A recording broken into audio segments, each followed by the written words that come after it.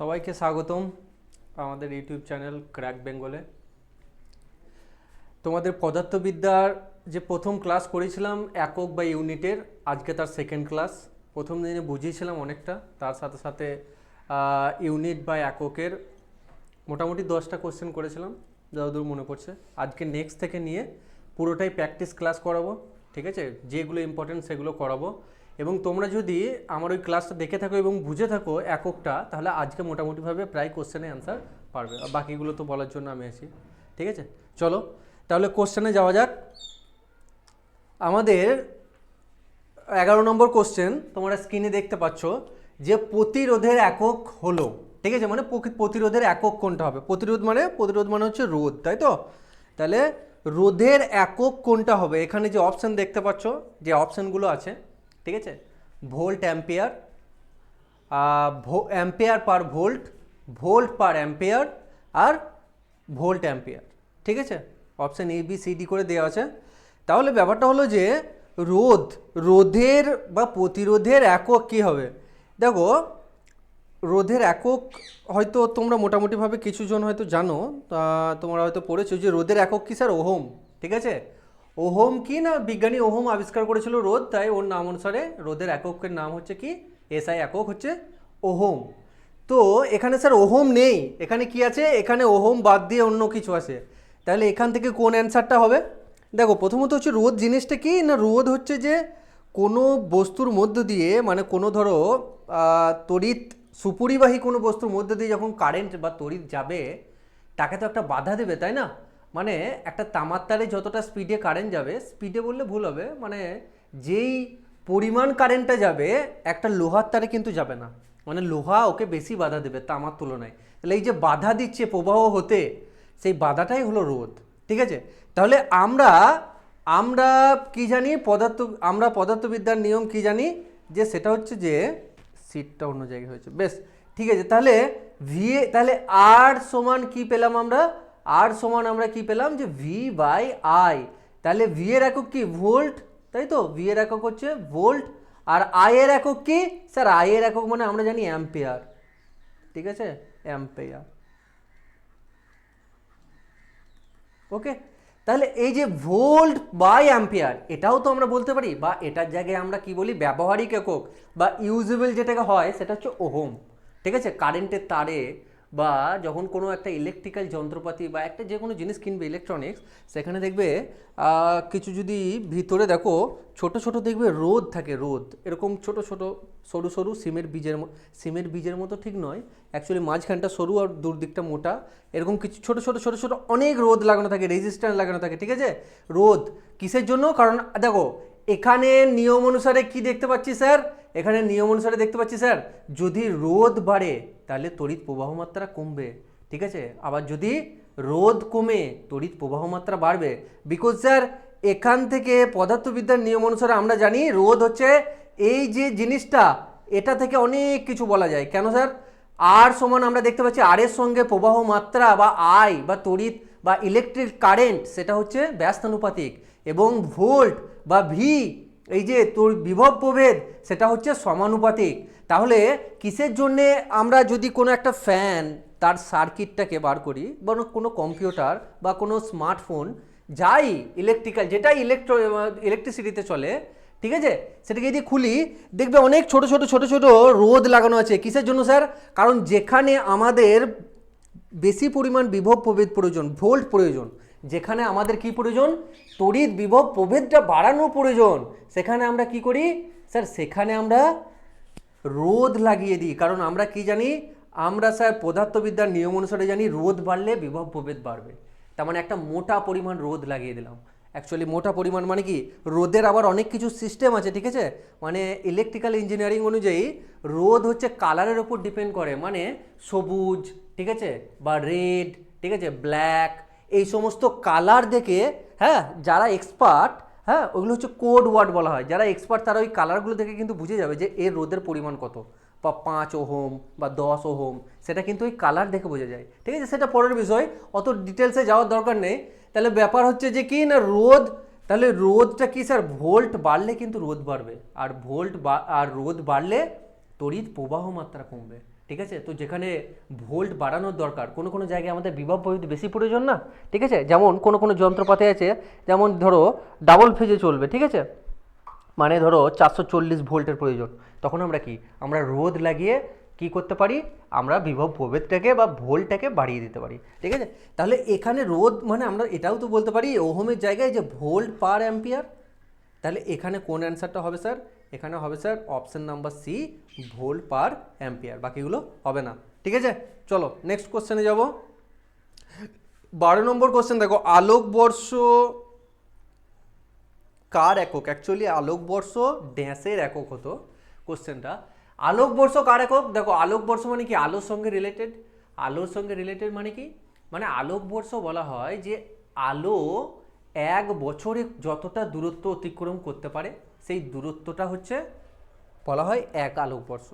তাহলে দেখো আমরা তো জানি যে আলো প্রচণ্ড স্পিডে ছুটে, তাই না। যেমন আমি যদি এখান থেকে টর্চ লাইট মারি, ঠিক আছে, তুমি ধরো আমার ওই 20 হাত দূরে আছো, তোমার কাছে কত স্পিড, মানে আমি জ্বালানোর সঙ্গে সঙ্গে আলোটা যাবে নাকি কিছুটা টাইম লাগবে, সঙ্গে সঙ্গে চলে যাবে, কিন্তু যাই হোক সময় কিছুটা লাগেই, সেটা হয়তো মিলি সেকেন্ডে বা মাইক্রো সেকেন্ডে আছে, কিন্তু তার মানে আলোর কি প্রচণ্ড স্পিডে গতি, তাই তো। আলোর গতিবেগ কত, আলোর গতিবেগ হচ্ছে sir 3 lakh kilometre per second, তাই তো, 3 লাখ কিলোমিটার পার সেকেন্ড, বা পক্ষান্তরে আমরা কি বলতে পারি যে স্যার 3 × 10⁸ মিটার পার সেকেন্ড, ঠিক আছে। তার মানে হচ্ছে 3 লাখ কিলোমিটার পার সেকেন্ড। তাহলে এই যে 3 লাখ কিলোমিটার পার সেকেন্ড মানে এক সেকেন্ডে আলো 3 লাখ কিলোমিটার যাবে, ঠিক আছে। তার মানে কতটা স্পিড, কতটা দূরত্ব অতিক্রম করে ও সময়ের সাপেক্ষে, সেটা নিশ্চয়ই বুঝতে পারছো। তাহলে সেই এতটা স্পিডে যাওয়ার পরও আলো এক বছরে যতটা যাবে, মানে কি পরিমাণ দূরত্ব যাবে জাস্ট কল্পনা করতে পারবে না, সেই দূরত্বটাকে কি বলা হয়, এক আলোকবর্ষ। তাহলে আলোকবর্ষ কার একক, আমরা কি জানতে পারলাম, সেটা হচ্ছে দূরত্বের একক, ডিস্ট্যান্স, ঠিক আছে, ডিস্ট্যান্সের একক। চলো নেক্সট কোশ্চেন যাব। নেক্সট কোশ্চেন হচ্ছে কোশ্চেন নাম্বার 13, সেটা হচ্ছে তড়িৎ প্রবাহের এসআই একক। একটু আগেই বললাম বোঝাবার জন্য, এখনও দেখো এই জিনিসটা আছে। তাহলে তড়িৎ প্রবাহের এসআই একক কি, এই যে নিচে আই, এটাই হচ্ছে তড়িৎ প্রবাহ, এর এসআই একক কি, দেখো একটু আগেই কি করেছিলাম যে আর সমান ভোল্ট পার অ্যাম্পিয়ারও বলতে পারি, আবার ওহমও বলতে পারি। তাহলে এই যে ভোল্ট পার অ্যাম্পিয়ার, অ্যাম্পিয়ারটা কোথা থেকে পেয়েছিলাম, এই আই থেকে, আই ফর তড়িৎ প্রবাহ। তাহলে তড়িৎ প্রবাহের এসআই একক কি হবে, অপশন নাম্বার সি, অ্যাম্পায়ার, ঠিক আছে, বা অ্যাম্পিয়ার, ঠিক আছে। চলো নেক্সট কোশ্চেনে যাব। সেটা হচ্ছে যে ইলেকট্রন ভোল্টের ড্যাশের একক, ঠিক আছে, ইলেকট্রন ভোল্ট ড্যাশ এর একক। Question number 14, electron volt dash এর একক। দেখো এই নামটা শুনে একটু বিদঘুটে বিদঘুটে লাগছে যে ইলেকট্রন ভোল্ট, সেটা আবার কী জিনিসের বাবা, ঠিক আছে। তাহলে সেটা কি, দেখো আমরা তোমরা দেখেছো কিনা জানি না, ইভি দিয়ে ডিনোট করা হয়, ঠিক আছে, ছোটো হাতের ই আর ভি, ইলেকট্রন ভোল্ট বা ইলেকট্রো ভোল্ট বলা হয়।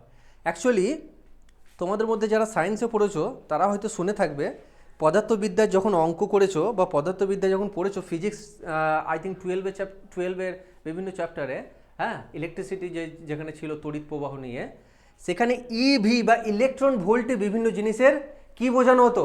দেখো কি বোঝানো হয়, ইলেকট্রন ভোল্ট সাধারণত আমরা যখন নিউক্লিয়ার ফিজিক্স নিয়ে পড়াশোনা করি, ঠিক আছে, নিউক্লিয়ার ফিজিক্স নিয়ে যখন পড়াশোনা করি, হ্যাঁ, সেই নিউক্লিয়ার ফিজিক্সে কিন্তু ইলেকট্রন ভোল্ট প্রচুর পরিমাণে ইউজ হয়, ঠিক আছে, প্রত্যেকটা জায়গায় ইভি ইভি ইলেকট্রন ভোল্ট, এত ইলেকট্রন ভোল্ট, এত ইলেকট্রন ভোল্ট।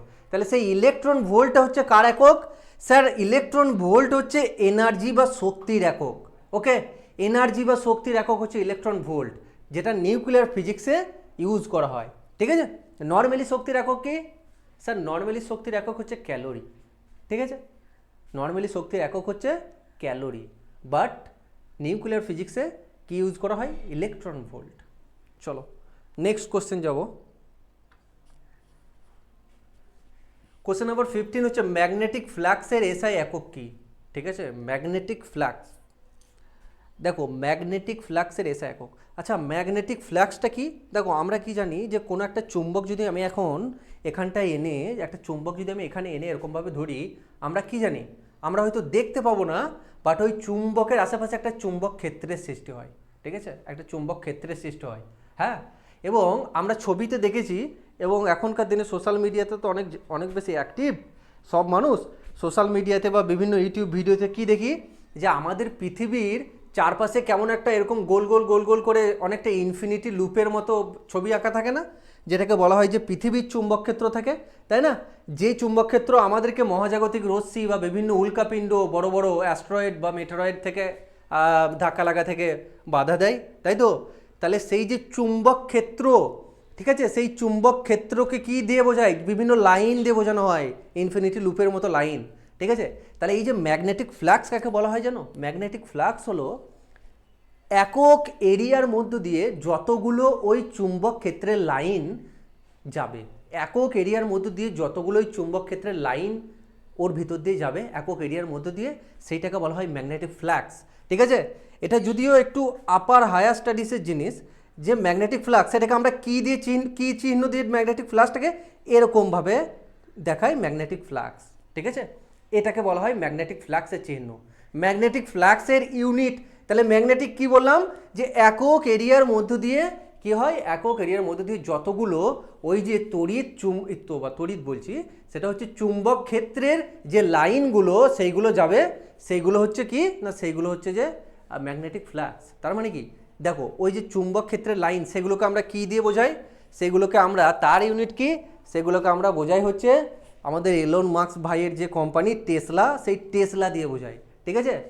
এলন মাস্ক তো খুব বেশি সায়েন্স, মানে কি বলবো, সায়েন্স লাভার, তো সব কিছু আর কি যা করে সব ফিজিক্স আর কেমিস্ট্রি এসবের সঙ্গে রিলেটেড। তো ওর কোম্পানির নামও রেখেছে টেসলা, ঠিক আছে? তো টেসলা হচ্ছে কি, টেসলা হচ্ছে ওই যে চুম্বক ক্ষেত্র তৈরি হচ্ছে না, চুম্বক ক্ষেত্রের যে লাইন সেগুলোকে বলা হয় টেসলা দিয়ে মাপা হয়। তাহলে সেই টেসলা, হ্যাঁ, ইনটু এরিয়া, তার মানে কি মিটার স্কোয়ার, ঠিক আছে? তাহলে টেসলা ইনটু মিটার স্কোয়ার, তাহলে ওটাকেই বলা হয় কি চুম্বক চুম্বক ফ্লাক্স, যার একক হচ্ছে ওয়েবার, ব্যবহারিক একক কি ওয়েবার, ওকে? ব্যবহারিক একক কি ওয়েবার, যেটাকে বললাম টেসলা ইনটু এরিয়া, সেটা কি বলা হয় ওয়েবার। তাহলে কি হবে অ্যান্সার? অ্যান্সার হবে অপশন নাম্বার এ। চলো নেক্সট কোশ্চেন যাবো। সেটা হচ্ছে যে পাওয়ারের এসআই একক কি? দেখো পাওয়ার, পাওয়ার মানে কি? পাওয়ার মানে হচ্ছে ক্ষমতা, ঠিক আছে? পাওয়ার মানে ক্ষমতা, হ্যাঁ, বলি না ওর গায়ে প্রচণ্ড ক্ষমতা, ঠিক আছে, বা ওর গায়ে প্রচণ্ড শক্তি, একই কথা। হ্যাঁ, আমরা কথাটা একই অর্থে ব্যবহার করি, কিন্তু শক্তি আর ক্ষমতা হচ্ছে আলাদা জিনিস, ঠিক আছে? শক্তি হচ্ছে এনার্জি, আর পাওয়ার হচ্ছে ক্ষমতা, দুটোর কিন্তু সম্পূর্ণ আলাদা রাশি, ঠিক আছে? ভৌত রাশি দুটো সম্পূর্ণ আলাদা, ঠিক আছে? সেটা হচ্ছে, একটা হচ্ছে শক্তি, একটা হচ্ছে ক্ষমতা। সেই ক্ষমতা বা পাওয়ারের এসআই একক কি বলো? বয়েল, নিউটন, ওয়াট না পাস্কেল, ঠিক আছে? কি হবে বলো? সেটা হচ্ছে যে কি, সেটা হচ্ছে স্যার পাওয়ারের বা ক্ষমতার এসআই একক হচ্ছে ওয়াট, ঠিক আছে? কি হবে? সেটা হবে ওয়াট, ঠিক আছে? ওয়াট হচ্ছে পাওয়ার বা পাওয়ারের এসআই একক বা ক্ষমতার এসআই একক। নিউটন তো জানো ফোর্সের, ঠিক আছে? পাস্কেল কি? পাস্কেল হচ্ছে প্রেসার, ঠিক আছে, বা চাপের এসআই একক। প্রেসার বা চাপের এসআই একক কি বা ব্যবহারিক একক পাস্কেল। পাস্কেল মানে কি বুঝি? পাস্কেল মানে আমরা কি বুঝি? পাস্কেল হচ্ছে একজন বিজ্ঞানী, ঠিক আছে, তার নাম অনুসারে হয়েছে। পাস্কেল হচ্ছে যে একক এরিয়ার মধ্য দিয়ে, ঠিক আছে, একক এরিয়ার মধ্যে দিয়ে বা 1 মিটার স্কোয়ার এরিয়ার মধ্য দিয়ে যদি 1 নিউটন বল প্রয়োগ হয়, তাহলে সেটাকে কি বলবে? সেটাকে বলবে 1 পাস্কেল। মানে কি? তাহলে কি পেলাম আমরা? তাহলে আমরা পেলাম যে প্রেসার মানে কি জানি? প্রেসার মানে হচ্ছে একক এরিয়ার ওপর যে পরিমাণ বল প্রয়োগ করছে, তাই তো? দেখো এই এরিয়াটার উপরে বল প্রয়োগ করছে, তার মানে কি এখানে আমার একটা প্রেসার পড়ছে, যে বলের পরিমাণ সেটা হচ্ছে নিউটন দিয়ে মাপবো। আর যে এরিয়াটা, তাহলে ওই জন্য স্যার আমরা যখন গুলি মারি বুলেট প্রুফ জ্যাকেটে কেন আমাদের পেটে গুলিটা ঢুকে না? কারণ স্যার, কারণ ওরা এমনভাবে ডিজাইন করা হয় বুলেট প্রুফ জ্যাকেটটাকে, যাতে ওই যে অল্প পরিমাণ বুলেট যখন নর্মাল শরীরে ঢুকে প্রচণ্ড স্পিড থাকে, তার মানে কি তার কি থাকে? তার প্রচুর পরিমাণে ভর থাকে, ঠিক আছে, ভরবেগ থাকে, মোমেন্টাম প্রচুর থাকে, ঠিক আছে? তার মানে ও প্রচণ্ড ফোর্স দিতে পারবে, আবার এরিয়াটা কি খুবই ছোট, তাই ফুটো হয়ে যায়, ঠিক আছে? কিন্তু বুলেট প্রুফ জ্যাকেটে ওই যে ফোর্স থাকে না, ও চারিদিকে ছড়িয়ে দেয়, ডিস্ট্রিবিউট করে দেয়, এক জায়গায় স্টপ থাকতে দেয় না। ওই জন্য কি বুলেট প্রুফ জ্যাকেটে আমাদের গুলিটা ঢুকে না। তাহলে এটাতে গেল প্রেসার, তাহলে তার একক কি? পাস্কেল। চলো নেক্সটে যাব, সেটা হচ্ছে বৈদ্যুতিক চার্জ, ঠিক আছে? বৈদ্যুতিক চার্জ বা আধান। আমরা জানি যে বৈদ্যুতিক চার্জ বা আধান, সেই আধানের এসআই একক কি? আধানের এসআই একক কী হবে বলো? বৈদ্যুতিক চার্জ বা আধান, সেই বৈদ্যুতিক চার্জ বা আধানের এসআই একক অ্যাম্পিয়ার। দেখো অ্যাম্পিয়ারের একটু আগে কি বললাম, অ্যাম্পিয়ার হচ্ছে কার একক? অ্যাম্পিয়ার হচ্ছে আমরা জানি সেটা হচ্ছে তড়িৎ প্রবাহ বা ইলেকট্রিক কারেন্টের একক, তাই তো? তাহলে অ্যাম্পিয়ার তো হবে না। আচ্ছা ইএসইউটা কি? ইএসইউটা হচ্ছে ইলেকট্রোস্ট্যাটিক ইউনিট, ঠিক আছে? ইলেকট্রোস্ট্যাটিক ইউনিট হবে না। তাহলে কেলভিন, দেখো কেলভিন, কেলভিন কার সঙ্গে রিলেটেড? কেলভিন হচ্ছে তাপের সঙ্গে রিলেটেড। আমরা কার একক হচ্ছে কেলভিন, সেটা হচ্ছে তাপের এসআই একক হচ্ছে কেলভিন, তাই তো? তাহলে কি পড়ে থাকলো? সেটা হচ্ছে স্যার অনলি কুলম। তাহলে বৈদ্যুতিক চার্জ বা আধানের এসআই একক কি? সেটা হচ্ছে কুলম, ঠিক আছে? দেখো কোশ্চেন নাম্বার 18 হচ্ছে আপেক্ষিক ঘনত্বের একক কি?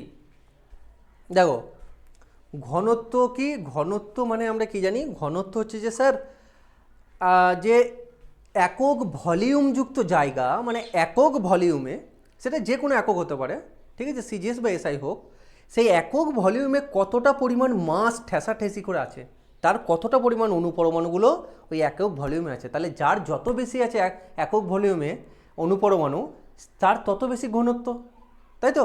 তাহলে একটা প্লাস্টিক আর একটা তুলোর মধ্যে নিশ্চয়ই প্লাস্টিকে আমরা স্যার দেখেই বুঝতে পারছি যে স্যার এখানে ঘনত্ব বেশি হবে। কেন? কারণ স্যার তুলোতে তো ফাঁকা ফাঁকা দেখতে পাই, তার মানে ওর একক ভলিউমে অনুপরমাণুর সংখ্যা নিশ্চয়ই কম হবে। কিন্তু প্লাস্টিকে কি ফাঁকা দেখতে পাচ্ছি, ঠিক আছে? তাহলে স্যার আমরা জানি নর্মাল ঘনত্বটা কি? নর্মাল ঘনত্বটা হলো স্যার একক ভলিউমে কতটা পরিমাণ তার ভর বা মাস অবস্থান করছে। তাহলে আমরা স্যার সূত্র অনুযায়ী জানি এম ফর কি না কিউ ইন্টু ভি, ঠিক আছে? M for Q into V. এখানে এম কি? এমটা হচ্ছে মাস, এমটা হচ্ছে কি? মাস, মাস বা ভর। কিউটা হচ্ছে কি? ডেনসিটি। আর ভিটা হচ্ছে কি? ভলিউম বা আয়তন, ঠিক আছে? এটা কি? মাস, আর এটা হচ্ছে ডেনসিটি, ঠিক আছে? তাহলে এই যে, তাহলে এখানে আমরা ম্যাথামেটিক্সের নিয়ম অনুসারে বলতে তো পারি স্যার কিউ সমান হচ্ছে কি? কিউ সমান হচ্ছে, আমরা তো বলতেই পারি যে এম বাই ভি, তাই তো? তাহলে কিউ সমান যদি এম বাই ভি বলা যায়, তাহলে আমরা কি বলতে পারি যে একক ভলিউমের ওপরে যতটা পরিমাণ মাস থাকছে সেটাই হচ্ছে ডেনসিটি। তাহলে এই যে সূত্র আমি পেলাম কিউ সমান এম বাই ভি, এখান থেকে আমি তিনটে জিনিস বলতে পারি, ঠিক আছে? ফিজিক্স থেকে আমরা বলতে পারি কিউ সমান হচ্ছে কি না কিউ ভি এর সঙ্গে ব্যস্তানুপাতিক। মানে যদি বলে কোনো বস্তুর ঘনত্ব বাড়ালাম তাহলে কি হবে না আয়তন বাড়বে না কমবে? কি হবে? ঘনত্ব বাড়ালে আয়তন কমবে। কারণ কি? ব্যস্তানুপাতিক, মানে উল্টোভাবে সম্পর্কিত, তাই তো? তাহলে এখানে দেখো এখান থেকে তাহলে ঘনত্বের একক কি পাবো? ঘনত্বের একক পাবো কেজি পার, কারণ মাসের একক কি? SI KG. ভলিউমের একক কি? ভলিউমের একক হচ্ছে স্যার মিটার কিউব, তাই তো? তাহলে কিউ সমান কেজি পার মিটার কিউব। তাহলে এখানে যে আপেক্ষিক ঘনত্বের একক, তাহলে এখান থেকে তুমি কি পেলে? Option B, KG per metre cube. এটা কার একক হলো? ঘনত্বের একক হলো। কিন্তু স্যার এখানে বলেছে আপেক্ষিক ঘনত্ব, তার মানে কি কেজি পার মিটার কিউব হবে? স্যার ওটা তো হবে না, কারণ ওটা হচ্ছে ঘনত্ব। তাহলে আমি যখন ইউনিট পড়েছিলাম তখন বলেছিলাম কিছু কিছু রাশি আছে যারা কি, যাদের কোনো ইউনিট বা একক থাকে না। কাদের থাকে না? যারা দুটো ভৌত রাশির রেশিওতে তৈরি হয়, মানে দুটো ভৌত রাশির অনুপাত, তাদের কোনো একক থাকে না। সেই আপেক্ষিক ঘনত্ব হচ্ছে সেই সেম জিনিস, সেটা হচ্ছে কি? ইউনিট ছাড়া রাশি। তাহলে তার অ্যান্সার কি হবে? এর কোনো ইউনিট নেই, ঠিক আছে? চলো নেক্সট কোশ্চেনে যাব। সেটা হচ্ছে 19 নম্বর কোশ্চেন। সেটা হচ্ছে কি? ভাস্বর নির্গমনের এসআই একক হলো। ভাস্বর নির্গমন বলতে কি বোঝাচ্ছে? ভাস্বর নির্গমন মানে হচ্ছে যে আমরা যখন একটা বাল্ব, মানে যে কোনো লাইট, ধরো টিউব লাইট, বাল্ব যখন কিনি, এলইডি লাইট, সেখানে যদি খেয়াল করো, হয়তো করো না, যদি খেয়াল করো দেখবে লেখা থাকে সেখানে কত এত, মানে 2000 এত, হ্যাঁ, বা 200 এত। সেই এত জিনিসটা কি থাকে? সেটাই হচ্ছে স্যার ভাস্বর নির্গমন। মানে ভাস্বর মানে আলো, ঠিক আছে? আলো নির্গমনের একক। সেই আলো নির্গমন মানে যে সেই বাল্বটা কতটা পরিমাণে আলো দিবে সেটা কিন্তু লেখা থাকে। সেটা কোন ইউনিটে লেখা থাকে স্যার? সেটা থাকে অপশন নাম্বার বি, লুমেন। দেখবে ওখানে লেখা থাকে যে 2000 লুমিনাস। একটা টিউবলাইট ধরো লেখা আছে যে 1000 লুমিনাস, তার মানে কি ওর যে আলো নির্গমনের কতটা পরিমাণ? 1000 লুমিনাস আলো নির্গমন করবে। ঠিক আছে? চলো এবার থেকে যখন বাল্ব কিনবে বা তোমার ঘরে থাকবে তখন চেক করে দেখবে লুমিনাস বলে লেখা আছে। চলো নেক্সট কোশ্চেন, সেটা হচ্ছে যে তাপ শক্তির এসআই একক। দেখো তাপ আলাদা জিনিস, তাপ শক্তি আলাদা জিনিস। তাপ শক্তি জিনিসটা কি, এখনকার টাইমে যারা দেখবে ডায়েট করছে বা হিরো হিরোইনরা কি করে, তাদের যে ডায়েটিশিয়ান থাকে, ঠিক আছে, তারাই তাদের দ্বারা কি চার্ট করে নেয়, তাই না? সকালবেলাতে 5,000 ক্যালোরি, একদিনে 5,000 ক্যালোরি বেশি খাবো না, সকালবেলাতে 10 ক্যালোরি খাবো, দুপুরবেলাতে 1,000 ক্যালোরি খাবো। তাহলে এই যে ক্যালোরি, এরা কি মাপছে? এরা মাপছে ওই খাবারটার দ্বারা কতটা পরিমাণ তাপ শক্তি সে নিজের শরীরে নিবে। তাহলে প্রত্যেকটা খাবারের একটা নির্দিষ্ট ক্যালোরিফিক ভ্যালু থাকে, মানে যতটা পরিমাণ তাপ শক্তি সে দিতে পারবে, ঠিক আছে? তাহলে সেই তাপ শক্তির এসআই একক কি হলো স্যার? তাপ শক্তির এসআই একক হলো ক্যালোরি, ঠিক আছে? চলো নেক্সট কোশ্চেন যাবো। নেক্সট কোশ্চেন হচ্ছে কোশ্চেন নাম্বার 21। সেটা স্ক্রিনে দেখতে পাচ্ছ কি না, নিচের কোনটি শব্দের অনুভূত উচ্চতার একক? ঠিক আছে, অ্যাকচুয়ালি আমাদের টাইপিস্ট আর কি একটু বেশি বাঙালি, ঠিক আছে? তো অনুভূত উচ্চতা মানে হচ্ছে যে, অনুভূত উচ্চতা মানে হচ্ছে কি না, শব্দের যেটাকে আমরা বলি প্রাবল্য, ঠিক আছে? হ্যাঁ, পদার্থবিদ্যায় যেটাকে বলা হয় প্রাবল্য শব্দের, সেই শব্দের প্রাবল্যটাকেই আর কি বাংলায় কি বলছে, অনুভূত উচ্চতা, ঠিক আছে? সেই প্রাবল্য মানে কি, প্রাবল্য মানে আমরা কি বুঝি? দেখো আমি একটা তোমাকে বলছি যে অপশন নাম্বার এ, আর তোমাকে বললাম অপশন নাম্বার এ, এই দুটোর মধ্যে তফাৎ কি? এই দুটো শব্দের মধ্যে তফাৎ হচ্ছে স্যার প্রাবল্যের, ঠিক আছে? প্রাবল্যের তফাৎ মানে প্রথম যখন আমি তোমাকে বলছি অপশন নাম্বার এ, তার মানে আমার প্রাবল্য অনেক বেশি। মানে কোনো শব্দের প্রাবল্য যত বাড়ে তার দূর থেকে তার শোনা যাবে, মানে জোরটা বাড়বে, ঠিক আছে?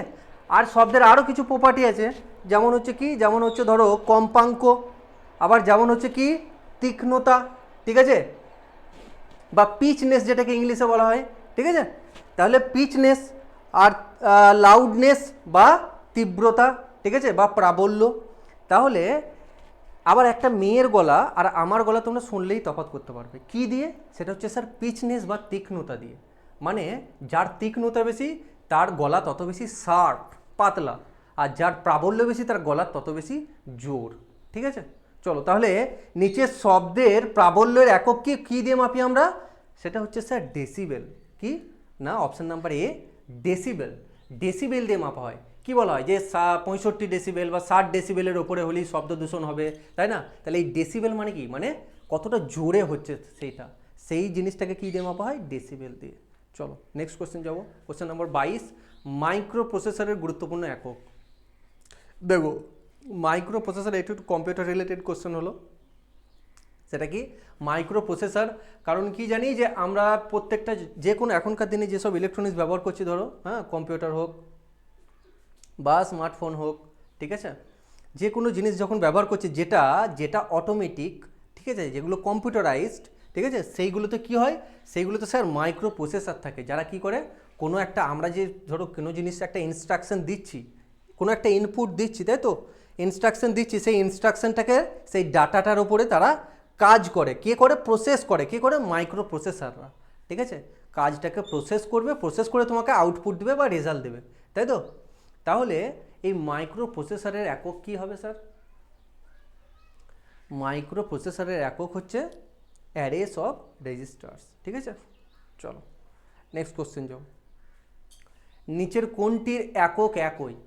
দেখো এখানে বলেছে দুটো দুটো করে রাশির জোড়া জোড়া দিয়েছে, এদের মধ্যে কার একক, মানে কাদের দুজনের একক একই, ইউনিট একই হবে, ঠিক আছে?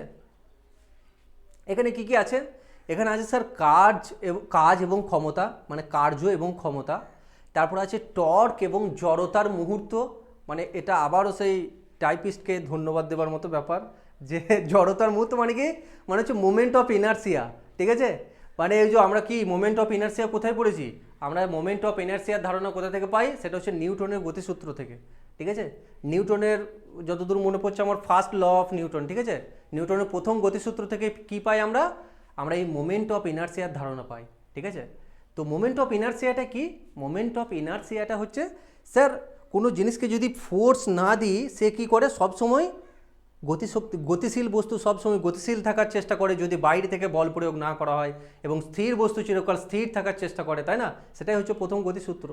তাহলে এই যে মোমেন্ট অফ ইনার্সিয়া হচ্ছে স্যার সেটাই, মানে ধরো কি না, তুমি বাসে আছো, একটা বাস চলছে, হঠাৎ করে যদি ব্রেক মারে কি হয়, আমরা সবাই সামনে ছুটে পড়ে যাই, তাই না, সামনের দিকে হেলে পড়ে যাই, কেন? এটা হচ্ছে মোমেন্ট অফ ইনার্সিয়ার জন্য, ঠিক আছে? কেন? কারণ আমার গতিশীল ছিল, মানে আমার শরীরের অনুপরমাণুগুলোও গতিশীল ছিল, কিন্তু হঠাৎ করে বাসটা যখন ব্রেক মারে, আমার শরীরের অনুপরমাণুগুলো ব্রেক মারেনি কিন্তু ইন্টেনশনালি, তাকে বাধ্য করে তাকেও ব্রেক মারতে হচ্ছে। তার ফলে কি হয়, যে মোমেন্ট অফ ইনার্সিয়া, মানে আমার যে ইনার্সিয়ার যে মোমেন্টটা ছিল, মোমেন্টামটা, সেটাকে ধরে রাখতে চাই। তার ফলে কি হয়, আমি কিছুটা এগিয়ে যাই, ঠিক আছে? তো সেই মোমেন্ট অফ ইনার্সিয়া এবং টর্ক এর ইউনিট কি এক, নাকি কার্য, কাজ এবং টর্ক এর ইউনিট এক? আবার বলেছে টর্ক এবং কৌণিক ভরবেগ, মানে যেটা অ্যাঙ্গুলার মোমেন্টাম যেটাকে বলি, ঠিক আছে, তাদের ইউনিট এক। তো এই চারটে অপশন দিয়েছে, দেখো কার্য বলতে কি বুঝি, কার্য হচ্ছে যে, কাজ হচ্ছে কি না, তার একক কি, কার্যের একক হচ্ছে জুল, ঠিক আছে, আর ক্ষমতার একক কি, ক্ষমতার একক হচ্ছে ওয়াট, ওকে। আবার টর্ক, টর্ক মানে কি, টর্ক মানে হচ্ছে কোনো একটা জিনিস যখন ঘুরবে, ঠিক আছে, কোনো জিনিস একটা ধরো ঘুরছে, ঘুরছে, তার তো একটা ফোর্স প্রয়োজন, সেই ফোর্সের ব্যাপারটাকেই বলা হয় টর্ক। যখন ঘুরছে তখন হচ্ছে টর্ক, ঠিক আছে, আর যখন নর্মাল ঘুরেনি তখন তো ফোর্স আছে, ঠিক আছে। তাহলে এই টর্ক এবং মোমেন্ট অফ ইনার্সিয়া তার একক, ঠিক আছে, আর কার্য এবং টর্কের একক, আর টর্ক এবং অ্যাঙ্গুলার মোমেন্টাম বা কৌণিক ভরবেগের একক। দেখো কার্য ক্ষমতা তো বলেই দিলাম এটা হবে না, টর্ক এবং অ্যাঙ্গুলার মোমেন্টামও হবে না, কার হবে, এখানে হবে অপশন নাম্বার কি না সি, অপশন নাম্বার সি হবে রাইট অ্যান্সার, সেটা হচ্ছে কি কার্য এবং টর্ক। চলো কোশ্চেন নাম্বার 24, বৈদ্যুতিক শক্তির একক হলো বা ব্যবহারিক একক, সেটা কি? দেখো বৈদ্যুতিক শক্তি বলতে কি, একটু আগে বললাম তাপ শক্তি, তাই না, আমরা খাবারের মাধ্যমে তাপ শক্তি নিচ্ছি। এবার হচ্ছে বৈদ্যুতিক শক্তি, দেখো কারেন্ট আমাদের বাড়িতে বাড়িতে আসছে, তাহলে আমরা কি, আমরা শক্তি ইউজ করছি, ঠিক আছে, তো আমরা কতটা পরিমাণ শক্তি ইউজ করছি সেটা ইউনিটের মাধ্যমে মাপবো। তাহলে সেটা কারা মাপে, সেটা দেখবে সরকারি লোকরা এসে এসে মেপে নিয়ে যায় যে কতটা পরিমাণ আমি শক্তি ইউজ করলাম, ঠিক আছে। তাহলে সেই শক্তির জন্য আমাদেরকে কারেন্টের বিল দিয়ে যায়, তাই তো, যে এতটা পরিমাণ শক্তি ইউজ করছো তার জন্য তোমাকে এত টাকা দিতে হবে সরকারকে, ঠিক আছে। তো এই যে বৈদ্যুতিক শক্তি, বৈদ্যুতিক শক্তি কোন একক দিয়ে মাপা হয়, সেটা মাপা হয় স্যার কিলোওয়াট আওয়ার, যেটাকে বলা হয় বিওটি বা বোর্ড অফ ট্রেড ইউনিট, ঠিক আছে, সেটাকে লিখে নিয়ে চলে যায়। বলি না আমরা 5 ইউনিট শেষ হয়েছে, সেই ইউনিট ফর কি, ইউনিট ফর হচ্ছে বোর্ড অফ ট্রেড ইউনিট, ঠিক আছে, যেটাকে বলা হয় কিলোওয়াট আওয়ার, ঠিক আছে। চলো আজকের শেষ কোশ্চেন, কোশ্চেন নাম্বার 25, পারসেক হলো ড্যাশের একক পরিমাপ, মানে পারসেক কার একক আর কি, ঠিক আছে। পারসেক কার একক, নক্ষত্রের ঘনত্ব, density of stars, astronomical distance, জ্যোতির্বিদ্যাগত দূরত্ব, নাকি ব্রাইটনেস অফ হেভেনলি বডিজ, মানে স্বর্গীয় দেহের উজ্জ্বলতা, মানে আর কি নূর আর কি যাকে বলে, ঠিক আছে, ওই যে পরীদের বা হুরদের নূর, ঠিক আছে, সেই নূর মাপা হয় নাকি পারসেক দিয়ে, নাকি orbital velocity of giant star, মানে যে বড় বড় যে স্টারগুলো হয়, ঠিক আছে, সেই স্টারগুলোর যে কক্ষপথ, সেই কক্ষপথের বেগ বা ভেলোসিটি মাপা হয়। দেখো পারসেক অ্যাকচুয়ালি, পারসেককে বলা হয় যে বিগেস্ট ইউনিট অফ ডিস্টেন্স, ঠিক আছে, মানে দূরত্বের সব থেকে বড় ইউনিট, ঠিক আছে, সেটা কোথায় মাপা হয়? দেখো এত বড় ইউনিট, সেটা নিশ্চয়ই আমাদের পৃথিবীতে কোনো জিনিস মাপা হবে না, কারণ ওটা হচ্ছে প্রচণ্ড বড় ইউনিট, সব থেকে দূরত্বের বড় ইউনিট। তাহলে পারসেক মাপা হয় হচ্ছে অ্যাস্ট্রোনমিক্যাল ডিস্টেন্স বা জ্যোতির্বিদ্যাগত দূরত্বের ক্ষেত্রে, কারণ সেখানে কোনো জিনিসই ছোটোখাটো নেই, তাই না, একটা হিউজ সাইজের, ধরো পৃথিবী থেকে অ্যান্ড্রোমিডা গ্যালাক্সির দূরত্ব মাপবো, তাহলে সেখানে নিশ্চয়ই এই 10 কিলোমিটার বা এসব দিয়ে মাপা যাবে না, তাই না, মানে সংখ্যায় প্রকাশ করা যাবে না, এত কোটি কোটি কোটি কোটি কিলোমিটার হবে, তাই তো। আমাদের এখান থেকে সূর্য গেলেই তো 15 কোটি কিলোমিটার, তারপরে তো অ্যান্ড্রোমিডা গ্যালাক্সি তো ছেড়েই দাও কোথায়, সে তো যেতে যেতেই মানে তোমার 10টা পরম্পরা পেরিয়ে যাবে, তবু পৌঁছাতে পারবে না। তাহলে সেটার ক্ষেত্রে কি মাপা হয়, সেটার ক্ষেত্রে অ্যাস্ট্রোনমিক্যাল ডিস্টেন্স মাপা হয় কি না পারসেক দিয়ে, হলো। আবার আলোকবর্ষ দিয়েও কিন্তু ওই রকমই স্পেসের দূরত্ব মাপা হয়। তাহলে আজকের এত দূর পর্যন্ত ছিল ইউনিট নিয়ে, পরবর্তী কোশ্চেন নিয়ে আবার আসবো, ভালো থেকো, বাই।